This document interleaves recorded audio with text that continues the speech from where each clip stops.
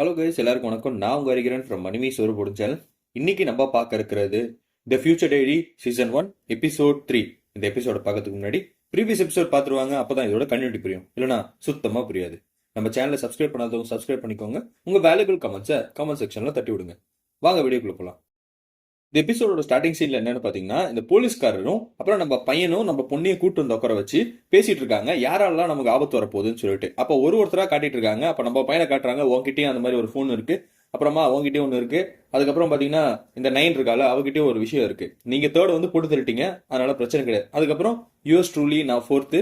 So இது இல்லாம இன்னொரு 7 பேர் இருக்காங்க. அந்த 7 பேரை நம்ம கண்டுபிடிக்கணும். அதுக்கு உங்களோட சப்போர்ட் எனக்கு வேணும் அப்படின்றது அந்த போலீஸ்காரர் சொல்லாரு. நம்ம பையன் சரியான எக்ஸைட்மெண்ட். ஆஹா, நானும் டிடெக்டிவ் அப்புறம் அப்படின்ற மாதிரி சொல்லி செம்ம எக்ஸைட்மெண்ட் ஆறான். ஆனா அவன் என்ன சொல்றான்னா, எங்களுக்கு ஸ்கூல்லாம் இருக்கு, நாங்க எப்படி இதெல்லாம் போய் பண்றது அப்படின்னு சொல்லி கேட்கிறப்போ, உங்க ஸ்கூல்லாம் கம்ப்ளீட்டா பிளாஸ்ட் ஆயிடுச்சு. ஸோ அதனால மினிமம் டு மினிமம் 2 வாரம் லீவ் விட்டுருவாங்க. அந்த 2 வாரம் லீவ்ல நான் சொல்ற மாதிரி நீ பண்ணு. கண்டிப்பா வந்து யார் யார் அடுத்தடுத்து இருக்கான்றது எல்லாரையும் கண்டுபிடிச்சிட்டு நம்ம ஒருத்தரா தூக்குவோம் அப்படின்ற மாதிரி சொல்லி அங்க பிளான் போட்டுட்டு இருக்காங்க. ஆக்சுவலா இவர் என்ன சஜஷன் பண்றாருன்னா, போலீஸ் ஸ்டேஷன் பக்கத்துல இருக்கக்கூடிய அம்யூஸ்மெண்ட் பார்க்குக்கு இவங்களை அனுப்புறாங்க. ஸோ அம்யூஸ்மெண்ட் பார்க் இவங்க 2 பேரும் போறாங்க. சரியான என்ஜாய்மெண்ட் பண்ணிட்டு இருக்காங்க. நம்ம பையன் என்ஜாய் பண்றானா இல்லையோ, அந்த பொண்ணு செம்ம என்ஜாய் பண்ணிட்டு இருக்கா. இந்த பையன் நம்ம கூட இருக்கான்றதுக்காக சின்ன டேட் மாதிரி தான். ஐஸ்கிரீம்லாம் வாங்கிட்டு வந்து கொடுக்குறா. ரோலர் கோஸ்டர் போறாங்க. சரியான என்டர்டைன்மெண்ட் இங்க நடந்துட்டு இருக்கு. இங்க கட் பண்ண என்ன ஆகுது, நம்ம பையன் இந்த அம்யூஸ்மெண்ட் பார்க்ல அந்த அளவுக்கு பெருசா ஹாப்பியா இல்ல. ஏன்னு சொன்னா, எவன் எங்க வந்து அடிப்பான், எவன் எங்க வந்து நம்மள போட்டு தள்ளுவானே தெரியாம ஒரு பயத்துல இருக்கான் அவன். ஆனா அந்த போலீஸ்காரன் தான் இந்த சஜஷன் பண்ணிருக்கான். நீங்க வந்து அம்யூஸ்மெண்ட் பார்க் போங்க, அங்க யாரும் வரமாட்டாங்க, இவங்க போலீஸ் ஸ்டேஷன் கூட பக்கத்துல தான் இருக்கு, ஒன்னும் பிரச்சனை இல்லை அப்படின்ற மாதிரி சொல்லியிருக்கனாலதான் இவங்க இங்க வந்திருக்காங்க. ஆனாலும் நம்ம பையனுக்கு வந்து ஒரு சின்ன பயம் இருந்துகிட்டு தான் இருக்கு. ஆனா இந்த பொண்ணை பத்தி யோசிக்கிறான். இந்த பொண்ணு ஒரு டைம் பார்த்தா சைக்கோ மாதிரி நடந்துக்கிறா, இன்னொரு டைம் பார்த்தா அப்படியே லவ்ல அப்படியே முழுகி இருக்கா. இவன் யாரு தான்டா, இவளை பத்தி என்னன்னு தெரிஞ்சுக்கணும் அப்படின்னு சொல்லி இவகிட்ட பேச ட்ரை பண்றான். அப்ப இவங்க என்ன பண்றாங்கன்னா, ஒரு ஸ்நாக்ஸ் எல்லாம் வாங்கிட்டு வந்துட்டு ஒரு ஜூஸ் எடுத்து வந்து வைக்கிறா. அதுல பாத்தீங்கன்னா அதுல 2 ஸ்ட்ரா இருக்கு. அப்படியே ரொமான்டிக்கா 2 ஸ்ட்ரா போட்டு கொண்டு வந்துட்டா. எல்லாம் சரி, நீ உன்னை பத்தி சொல்ல அப்படின்னு சொல்றப்போ இவன் என்னன்னா ஸ்ட்ரா வச்சு உரிடா. உறிஞ்சிட்டு இருக்கும் போது உரிடா, நீ உரிடா அந்த மாதிரி ஒரு கெஸ்டர் காட்டுறா.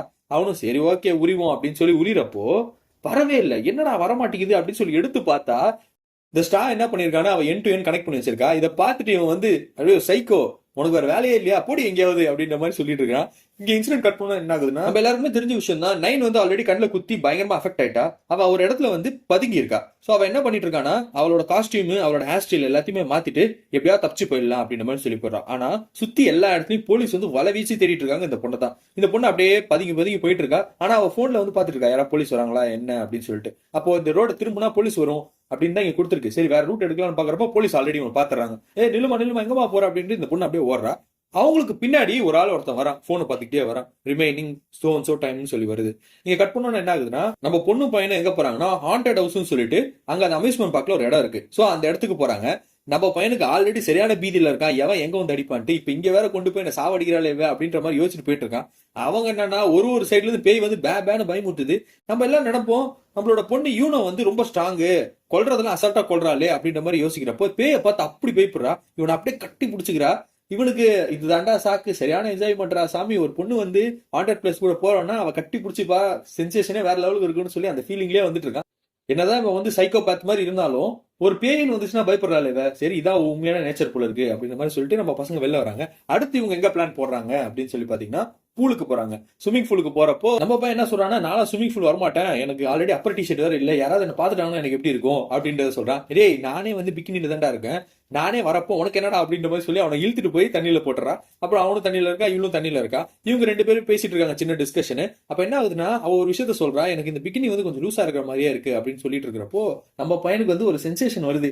என்னடா இது, நம்மளுக்கு பிடிச்ச பொண்ணு தண்ணியில இருக்கா, பாக்குறப்பையும் கொஞ்சம் ஹாட்டா தான் இருக்கா, என்ன பண்ணலாம் அப்படின்ற மாதிரி யோசிச்சுட்டு இருக்கான். அப்படி யோசிச்சுட்டே இருக்க நேரம் என்ன ஆகுதுன்னா, அவளோட பிக்கினி வந்து கொஞ்சம் லூஸ் ஆகி அப்படியே தண்ணியில மறந்துட்டு போயிடுது. என்னோட பிக்கினி போயிடுச்சுனா என்ன பண்றது தெரியலடா அப்படின்னு சொன்னோம். இரு நான் போய் எடுத்துட்டு வரேன் அப்படின்னு சொல்றப்பட்டு, எங்கடா போற, நீ அங்க போயிட்டனா என்னை யாராவது பாத்துட்டாங்கன்னா எனக்கு என்ன ஆகுது, நீ இங்கே இரு, ஹெல்ப்பர் ஆளை கூப்பிட்டு சொல்லு இந்த மாதிரி போயிடுச்சுட்டு, அவங்க எடுத்துருவாங்க அப்படின்னு சொல்றப்ப சரி கரெக்ட் தான் அப்படின்ட்டு, அக்கா கொஞ்சம் எடுத்தாங்கக்கா, அவளோட பிக்கினி போயிடுச்சான் அப்படின்னு நான் எடுத்துட்டு வரேன் அப்படின்ற மாதிரி சொல்லி அங்க போறாங்க. மற்ற பசங்க எல்லாருமே தண்ணியில மிதந்து போயிட்டு இருக்காங்க. இவங்களுக்கு ஒரே பயம், என்னடா எவனாவது பாத்திர போறானா அப்படின்னு சொல்லிட்டு. ஆனா பாக்குற நமக்கு தெரியும் எப்படா ஏதாவது காட்டுவீங்களான்ட்டு. அந்த அளவுக்கு தான் ஒரு சென்சேஷன் இருக்கு. பின்னாடியே ஒரு பொண்ணு வந்து என்னன்னா நம்ம பொண்ணை முட்டிடுறா. அப்ப அவன் என்னன்னா அப்படியே போய் நம்ம பையனை கட்டி பிடிச்சிக்கிறா. கட்டி பிடிச்சோன்னா கை வேற முன்னாடி வந்துருச்சு இல்ல. இப்ப என்ன பண்றது தெரியல. அவன் என்ன சொல்றான்னா, டேய் எங்கேயும் நவுத்துறாதடா, இங்கேயே இரு, இங்கேயும் போயிடாது அப்படின்னு சொல்றப்போ நம்ம பையனுக்கு அப்படியே தலை வரைக்கும் சூடு ஏறுது. ஐயோ என்னடா இது ஒரே நாள்ல எல்லா நல்ல விஷயமும் நடக்குது அப்படின்ற மாதிரி. உடனே அவங்களும் எடுத்து வந்து கொடுத்துறாங்க. இவனும் எல்லாத்தையும் வேர் பண்ணிக்கிறான். எல்லா டன் முடிஞ்சிச்சு அப்படின்னு சொல்லி நம்ம பையனை தேடுறப்ப நம்ம பையன் தண்ணிக்குள்ள போயிட்டு இருக்கான். நான் முன்னாடியே சொன்னதான், எல்லா நல்ல விஷயம் ஒரே டைம்ல நடந்தா பிரெயின் என்னங்க லோடு தாங்காது, இந்த மாதிரிதான் ஆகும். அப்படியே மேலந்து போயிட்டு இருக்கான். இவங்க இதெல்லாம் முடிச்சோன்னா என்ன ஆகுதுன்னா, அடுத்து இவங்க வந்து பிளானட்டோரியம் தான் பாக்குறாங்க. சரி வாடா நம்ம போய் பிளானட்டோரியம் பார்க்கலாம் அப்படின்ற மாதிரி நம்ம பொண்ணு சொல்லவும், நம்ம பையன் சொல்றான் அதெல்லாம் வேண்டாம், நம்ம வேற ஏதாவது போலாம் அப்படின்ற மாதிரி ஒரு மாதிரி கோவமா சொல்றான். சரி இதை விட்டுட்டு அவங்க என்ன பண்றாங்கன்னா ஜெயண்ட் வீல் போறாங்க. ஜெயண்ட் வீல்ல 2 பேரும் உட்காந்து மேல வரைக்கும் போனதுக்கு அப்புறம் கம்ப்ளீட் சிட்டியை பாக்குறாங்க. அந்த பொண்ணு என்ன சொல்றாங்கன்னா, கம்ப்ளீட் சிட்டியை பாடுறா, எவ்வளவு அழகா இருக்கு, சூப்பரா இருக்குல்ல அப்படின்ற மாதிரி சொல்லிட்டு இருக்கப்போ நம்ம பையனுக்கு இருக்கிற டவுட் இருந்துகிட்டே தான் இருக்கு. இந்த பொண்ணு மேல ஒரு டவுட் இருக்கு, சரி கேட்டுருவோம் அப்படின்ற மாதிரி சொல்லி கேட்கறான். உனக்கு நிஜமா சொல்லி என்ன பிடிச்சிருக்கா உன்ன, இல்ல சும்மா அந்த டைரி இருக்கனாலதான் உனக்கு பிடிச்ச மாதிரி நடிக்கிறியா அப்படின்ற மாதிரி சொல்றப்போ நம்ம பொண்ணு ஒரு விஷயத்த கேட்கறா. டேய் எனக்கு ஒரு விஷயத்த நீ சொல்லு, உனக்கு ஸ்டார்ஸ்னா ரொம்ப பிடிக்கும்ல, ஏன் நீ வந்து இந்த மாதிரி விஷயத்த பண்ற, வேணான்னு சொன்ன அப்படின்ற மாதிரி சொல்லி கேட்கறப்போ, உனக்கு எப்படி தெரியும் எனக்கு ஸ்டார்ஸ் பிடிக்கும்ட்டு அப்படின்ற மாதிரி உன் டவுட்டா கேட்கறப்போ, ஒரு வருஷத்துக்கு முன்னாடி நீ என்கிட்ட இந்த விஷயத்த சொன்ன, இந்த மாதிரி உனக்கு ஸ்டார்ஸ் பிடிக்கும்ட்டு. அதாவது பிளாஷ்பேக் காட்டுறாங்க. என்னன்னா இவங்களுக்கு ஒரு சின்ன அசைன்மெண்ட் மாதிரி ஒரு விஷயத்த கொடுத்துருப்பாங்க. அதாவது நீங்க உங்க ஃபேமிலியோட வந்து எங்க போலான்னு சொல்லிட்டு ஒரு கோல் இருக்கு அப்படின்ற மாதிரி சொல்லி எழுதிருப்பாங்க. இப்ப நம்ம பையன் ஒரு விஷயத்த எழுதிட்டு இருப்பான். என்னன்னா நான் என் ஃபேமிலியோட போயிட்டு ஸ்டார்ஸை பார்க்கணும் அப்படின்ற மாதிரி சொல்லி எழுதியிருப்பான். அதாவது என்னன்னா பிளானட்டோரியம் போயிட்டு அந்த ஸ்கோப் இருக்குல்ல அதை வச்சு பார்க்கணும் அப்படின்ற மாதிரி சொல்லி எழுதியிருப்பான். ஆனா இது வந்து டிஃபிகல்ட்டா யோசிச்சு எழுதுறதுனால நம்ம பொண்ணு வந்து கேட்பா, என்னடா ஆச்சு எழுதிட்டியா அப்படின்ற மாதிரி சொல்லி கேட்கறப்போ, எழுதிட்டேன், ஆனா எனக்கு பாரு எங்க அப்பா அம்மாவோட போகணும்னு சொல்லி எழுதியிருக்கேன். ஆனா எங்க அம்மா அப்பா தான் இப்போ ரீசெண்டா டிவோர்ஸ் ஆனாங்க. இதுக்கு மேல என்ன பண்றது, நான் ஆசைப்படலாம் பேராசைப்படக்கூடாது அப்படின்ற மாதிரி சொல்லிட்டு அதை எல்லாத்தையும் அழிக்கிறான். அப்ப நம்ம பொண்ணு சொல்றா, அந்த மாதிரி எதுவும் பண்ணாத, உனக்கு என்ன ஃபேமிலியோட போகணும் அவ்வளவுதானே, நம்ம 2 பேரும் கல்யாணம் பண்ணிட்டா ஃபேமிலியோட போலாம் அப்படின்ற மாதிரி சொல்லி 2 பேரோட நேமே எழுதி ஃபேமிலியா போறோம் அப்படின்ற மாதிரி சொல்லி அவ எழுதுவா. இது ஏதோ ஃபண்ணுக்காக தான் நீ சொல்லியிருப்பான்னு நம்ம பையன் நினைச்சிருப்பான். ஆனா ஆக்சுவலா அவ ரியலா சொல்லியிருக்கா, உண்மையா சொல்லியிருக்கா அந்த பையனை லவ் பண்ணி கல்யாணம் பண்ணணும்னு சொல்லிட்டு. அதே மாதிரி அவன் ஃபோர்ஹெட்ல ஒரு கிஸ் வைக்கிறா. நம்ம பையனுக்கு என்னதான் அந்த பொண்ணு மேல இருந்த தாட் எல்லாமே அப்படியே மறைஞ்சு போகுது. இந்த பொண்ணு நம்மள பயங்கரமா லவ் பண்றாடா அப்படின்ற மாதிரி சொல்லி அங்க சீக்வன்ஸ் கட் ஆகுது. என்னன்னா இவங்க 2 பேரும் வந்து அம்யூஸ்மெண்ட் பார்க்ல இருந்து முடிச்சு வீட்டுக்கு போயிட்டு இருக்காங்க. அப்படி வீட்டுக்கு போறப்ப என்ன ஆகுதுன்னா, சரியான மழை. சரி ஒரு கொடையை வாங்குறாங்க. கொடையை வாங்கிட்டு அப்படியே 2 பேரும் கொடையை பிடிச்சிட்டு அப்படியே போயிட்டு இருக்காங்க. அந்த பொண்ணோட வீடு வருது. அந்த பொண்ணை வீட்டுல விட்டுட்டு, சரிம்மா நான் என் வீட்டுக்கு போறேன் அப்படின்ற மாதிரி சொல்லி போறப்போ அவன் என்ன சொல்றான்னா, இரு கொஞ்ச நேரம் என் வீட்டுக்குள்ள வரியா, நான் ஏதாவது செஞ்சு தரேன் உனக்கு அப்படின்ற மாதிரி சொல்றான். உடனே அவனும் சரி ஓகே அப்படின்ற மாதிரி சொல்லி 2 பேரும் உள்ள போறாங்க. இந்த இன்சிடென்ட் கட்டணும் என்ன ஆகுது, போலீஸ் ஸ்டேஷனுக்கு ஒரு கால் வருது. அந்த கால் என்ன சொல்றாங்கன்னா, இவங்க 2 பேரும் வந்து சேஃபா தான் இருக்காங்க, அவங்க 2 பேரும் வந்து அந்த பொண்ணோட வீட்டுல தான் இருக்காங்க அப்படின்ற மாதிரி ஒரு இன்ஃபர்மேஷன் வந்துச்சு. அதே விஷயத்த இந்த சின்ன அதிகாரி வந்து அந்த பெரிய அதிகாரி கிட்ட சொல்றான், சார் இந்த மாதிரி ஆயிடுச்சு, அவங்களுக்கு இன்னும் கூடுதல் ப்ரொடெக்ஷன் கொடுக்கணுமா அப்படின்ற மாதிரி சொல்லி கேட்கிறப்போ, அதெல்லாம் தேவையில்லை, அவங்கள யாரும் எதுவும் பண்ண மாட்டாங்க, அந்த பொண்ணும் இதுக்கப்புறம் வந்து டிஸ்டர்ப் பண்ண மாட்டா, அது எனக்கு தெரியும். இப்போ என்னன்னா நம்ம தான் தேடுதல் வெட்டி இன்னும் தீவிரமாக்கணும், அவளை கண்டே பிடிச்சாகணும் அப்படின்ற மாதிரி சொல்லிட்டு இருக்கான் அந்த போலீஸ்காரன். இப்போ இந்த இன்சிடென்ட் கட்டணும் என்ன ஆகுதுன்னா, இந்த பொண்ணு வந்து அங்க இங்கன்னு தப்பிச்சு ஓடிட்டு இருக்கா. சுத்தி எல்லாம் போலீஸ் தேடிட்டு இருக்காங்க. ஒரு இடத்துல மறைஞ்சிட்டு இருக்கா. இங்கிருந்து எப்படா தப்பிக்கிறது, எங்க போறதுன்னே தெரியலையா அப்படின்ற மாதிரி யோசிச்சுட்டு இருக்கப்போ, நான் முன்னாடியே ஒருத்த வந்து ஒரு போன் எடுத்து வந்தான்ல, இந்த பொண்ணு இங்கிருந்து தப்பிச்சு போறப்போ அதே ஆள் மறுபடியும் வரான். அவன் என்ன சொல்றான்னா, நீ எதுவும் பேசாம அமைதியா வா அப்படின்ற மாதிரி சொல்லி அவளை கூட்டு போறான். அப்போ அவ சொல்றா, டேய் விடுறா, நீ எங்கிருந்துடா வர அப்படின்ற மாதிரி சொல்றப்போ, அது உனக்கு தேவையில்லாத விஷயம், ஆனா நீ இருக்கிற ஆபத்துல உன்னை காப்பாத்தி ஆகணும் ஒரு ஆளு, நான் இருக்கிற வரைக்கும் நீ கவலைப்படாத, உன்னை காப்பாத்துறேன் அப்படின்னு மாதிரி சொல்லி அவளை கூட்டு போறான். அவளை கூட்டு போயிட்டு அவளுக்கு மருந்து மாத்திரை எல்லாத்தையுமே கொடுத்துட்டு அவளை ஒரு பெட்ல படுக்க வச்சிருக்கான். அவ சொல்றா, இந்த மாத்திரை நான் எதுக்கு முழுங்கணும், பேர் உனக்கு வலி வந்து செம்ம அதிகமா இருக்கு, இதை முழுங்கினா உனக்கு வலி குறைஞ்சிரும் அப்படின்ற மாதிரி சொல்றான். ஆனா இவன் வந்து பாத்தீங்கன்னா மூஞ்ச மறைக்கிற மாதிரி விதமா ஒரு பேப்பர் பேக் மாதிரி தலைக்கு போட்டு அப்படியே கவர் பண்ணிருக்கான். இந்த பொண்ணு அவனை பார்த்துட்டு, டே நீ யார்கிட்ட விளையாடுறேன்னு தெரியல, இந்த கான்சிக்வன்சஸ் பயங்கரமா இருக்கும் அப்படின்ற மாதிரி சொல்றான். அதெல்லாம் எனக்கு தெரியும், நீ சாப்பிடு அப்படின்ற மாதிரி சொல்லி கொடுத்துட்றான். அந்த பொண்ணு எல்லா மாத்திரையும் முழுங்கிடுறான். முழுங்குற கொஞ்ச நேரத்துல என்ன ஆகுதுன்னா, அவ அப்படியே கீழே விழுறா. அவளோட உடம்பு மொத்தமும் சேர்ந்து போது ஒரு மாதிரி ட்ரக்ல அடிக்ட் ஆன மாதிரி அவ ஆயிட்டு இருக்கா. அவ கேட்கறா, டே என்னடா கொடுத்து எனக்கு தலையே சுத்துது அப்படின்ற மாதிரி சொல்றப்போ அவன் அப்படியே கிட்ட வரான். கிட்ட வந்துட்டு என்ன சொல்றானா, பாரு நீ யாருன்னு எனக்கு தெரியும், ஆனா எனக்கு தேவையான ஒரு சில விஷயங்கள் இருக்கு, அதை மரியாதையா சொல்லு.